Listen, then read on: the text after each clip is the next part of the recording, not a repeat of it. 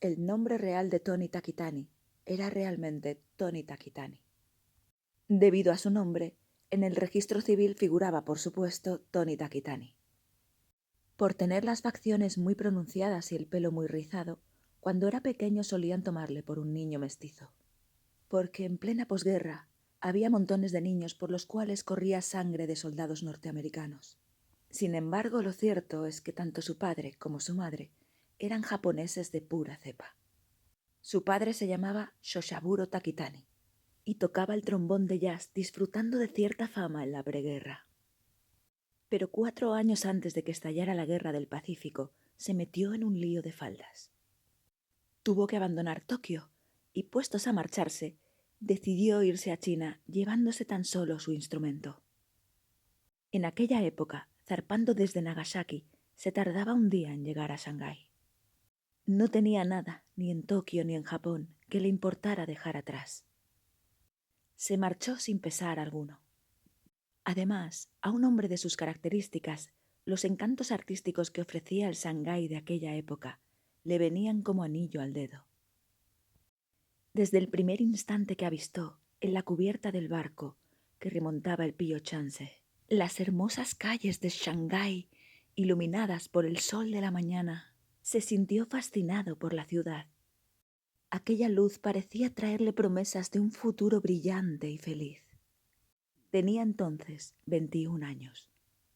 De este modo, Shoshaburo Takitani pasó los agitados tiempos de contienda, desde la guerra chino-japonesa al ataque de Pearl Harbor y el lanzamiento de las bombas atómicas, tocando despreocupadamente el trombón en los clubes nocturnos de Shanghái. La guerra se desarrollaba en un lugar que nada tenía que ver con él. En definitiva, se puede afirmar que Shoshaburo Takitani no tenía un ápice de voluntad ni de capacidad de reflexión histórica. Tocar el trombón, comer 3 veces al día y disfrutar de la compañía de mujeres era todo lo que deseaba. Era un hombre modesto, pero también arrogante. Fundamentalmente, era un gran egoísta, pero solía ser muy amable y simpático con quienes le rodeaban. Por lo tanto, a la mayoría de la gente le gustaba. Era joven, guapo, y encima tocaba muy bien el trombón. Así que fuera donde fuese, destacaba como un cuervo en un día de nieve. Se había acostado con tantas mujeres que había perdido la cuenta. Desde japonesas a chinas, pasando por rusas blancas, de prostitutas o mujeres casadas, desde mujeres hermosas a otras que no lo eran tanto. Él se acostaba con todas las mujeres que tuviera al alcance de la mano. Y así, Shoshaburo Takitani se convirtió en una figura emblemática del Shanghái de la época, gracias a la dulzura de su trombón y a la actividad de su enorme pene. Otra de sus cualidades, aunque él no fuese muy consciente de ello, era la de saber entablar amistades útiles. Tenía muy buena relación con altos cargos del ejército de tierra japonés, con ricachones chinos, aparte de con unos tipejos forrados de dinero que habían obtenido enormes beneficios de la guerra por medios turbios. Eran en su mayoría de esos que esconden una pistola debajo de la chaqueta y que al salir de un edificio lo primero que hacen es echar una ojeada calle arriba y calle abajo. Pero Shoshaburo Takitani, curiosamente, se llevaba bien con ellos. Y ellos, a su vez, lo protegían con mimo. Si tenía algún problema, le proporcionaban los medios para solucionarlo. En aquella época, la vida sonreía a Shoshaburo Takitani. Sin embargo, los talentos notables como el suyo también tienen a veces efectos adversos. Al acabar la guerra, el ejército chino puso el ojo en sus juergas con tipos poco recomendables. Y Shoshaburo Takitani fue a dar con los huesos en la cárcel durante una larga temporada. La mayoría de los encarcelados eran ejecutados sin ser siquiera juzgados. Un buen día, sin previo aviso, los llevaban hasta el patio de la cárcel y con una pistola automática les volaban la cabeza de un disparo. Las ejecuciones siempre tenían lugar a las 2 de la tarde y el sonido duro y comprimido de los disparos de las automáticas resonaba por todo el patio. Esa fue la mayor crisis en la vida de Shoshaburo Takitani. La distancia entre la vida y la muerte era literalmente el grosor de un pelo. Él era consciente de que podría encontrar la muerte en aquel lugar. Morir en sí mismo no le daba miedo. Total, te pegaban un tiro y listo. El dolor no debía durar más de un instante. Hasta ahora he vivido como me ha dado la gana y me he acostado con un montón de mujeres. Se decía, he comido muy bien. He tenido mucha suerte en esta vida. No dejo atrás nada que valga la pena. Aunque me mataran así por las buenas, no tengo derecho a quejarme. En fin, así están las cosas. Pedir más sería abusar. En esta guerra han muerto millones de japoneses. Y montones de personas han tenido una muerte infinitamente peor que la mía. Resignado a su suerte, se pasaba el día tumbado en el calabozo, silbando. Día tras día, contemplaba cómo pasaban las nubes al otro lado del ventanuco enrejado de su celda, y sobre las paredes, repletas de humedad, se representaban los rostros y los cuerpos de todas las mujeres con las que se había acostado. Sin embargo, Shoshaburo Takitani acabó siendo uno de los 2 únicos japoneses que lograron salir de aquella prisión con vida y volver a su país. El otro era un alto cargo militar que casi había enloquecido, de pie, en la cubierta del barco que lo repatriaba. Mientras miraba cómo la ciudad de Shanghái iba empequeñeciéndose en la distancia, justo al contrario de lo que había sucedido a su llegada, pensó. No hay quien entienda la vida. Shoshaburo Takitani volvió a Japón demacrado y con lo puesto en la primavera de 1946. A su llegada a Tokio se encontró con que su casa había ardido y que sus padres habían muerto en los grandes bombardeos aéreos de marzo del año anterior. Su único hermano había desaparecido en el frente de Birmania. Es decir, que Shoshaburo Takitani estaba solo en el mundo. Este hecho, sin embargo, no lo afligió demasiado y tampoco supuso un golpe terrible para él. Por supuesto que experimentó cierta sensación de pérdida. Pero esto, en la vida, te pasa antes o después, se dijo. Tomes el camino que tomes, un día u otro acabas solo.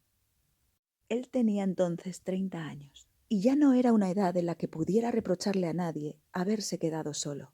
Le daba la sensación de haber envejecido algunos años de golpe. Solo eso. Fue el único sentimiento que brotó de su pecho. Sí, Shoshaburo Takitani había logrado de una manera u otra sobrevivir. Y puesto que lo había conseguido, ahora tendría que estrujarse los sesos para seguir sobreviviendo. Como no sabía hacer otra cosa, llamó a sus antiguos conocidos, formó una pequeña banda de jazz y empezó a recorrer las bases del ejército norteamericano. Allí hizo uso de su innato don de gentes. Hizo amistad con un comandante amante del jazz. El comandante era un clarinete bastante bueno de Nueva Jersey, de origen italiano. Como el comandante trabajaba en el departamento de abastecimiento, podía traerle de Estados Unidos todos los discos que necesitara. En sus ratos libres solían tocar jazz juntos. Shoshaburo Takitani frecuentaba también el cuartel del comandante. Mientras bebían cerveza, escuchaban discos del alegre jazz de Bobby Hackett, Jack Thigerton o Benny Goodman, y se esforzaban en copiar sus frases. El comandante le proporcionaba, en las cantidades que él quería, leche, chocolate y otros alimentos muy difíciles de conseguir en aquella época. Pues no son tan malos tiempos, pensaba Shoshaburo Takitani. Se casó en 1947. La novia era una pariente lejana por parte de su madre. Un día se la encontró por la calle. Fueron a tomar un té, intercambiaron noticias de la familia y hablaron de los viejos tiempos. Después volvieron a verse y pronto, no se sabe por qué, probablemente porque ella se quedó embarazada, decidieron irse a vivir juntos. Esto es, al menos, lo que Tony Takitani había oído en boca de su padre. No sabía cuánto había querido Shoshaburo Takitani a su esposa. Era una mujer muy bonita y callada, pero de constitución débil, le había dicho su padre. El año de la boda nació un niño. La madre murió 3 días después del parto. Murió en un abrir y cerrar de ojos y fue incinerada en un abrir y cerrar de ojos. Tuvo una muerte muy tranquila, sin ningún conflicto, sin apenas sufrir. Murió consumiéndose lentamente, como si alguien a su espalda hubiera apagado la luz. Shoshaburo Takitani no sabía cómo debía sentirse frente a aquella muerte. Se sentía perdido ante ese tipo de emociones. Era incapaz de comprender con exactitud qué significaba la muerte, y no podría deducir ni juzgar qué consecuencias le supondría a él aquella pérdida. Lo único que podía hacer era aceptarlo como un hecho consumado. En consecuencia, tenía la sensación de que llevaba una especie de disco plano metido en el pecho, pero no tenía ni idea de qué tipo de objeto era ni de por qué estaba allí.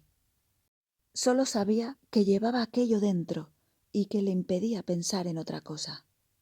Por esta razón, Sosaburo Takitani se pasó la semana posterior a la muerte de su esposa casi sin pensar en nada.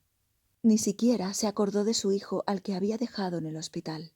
El comandante permaneció a su lado e intentó consolarlo. Todos los días bebían juntos en el bar de la base. El comandante lo aleccionaba, le decía que tenía que ser fuerte. Porque lo más importante, en aquel momento, era criar a su hijo como era debido. Sosaburo Takitani no comprendía de qué diablos le estaba hablando, pero asentía en silencio.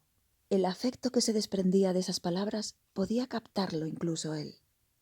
Después el comandante le dijo, como si se le ocurriera de repente, que si estaba de acuerdo, él podría ser el padrino del niño. Sí, porque, pensándolo bien, Sosaburo Takitani todavía no le había puesto nombre a su hijo. El comandante sugirió ponerle al niño su nombre, Tony. Se mire como se mire, no parecía un nombre muy adecuado para un niño japonés.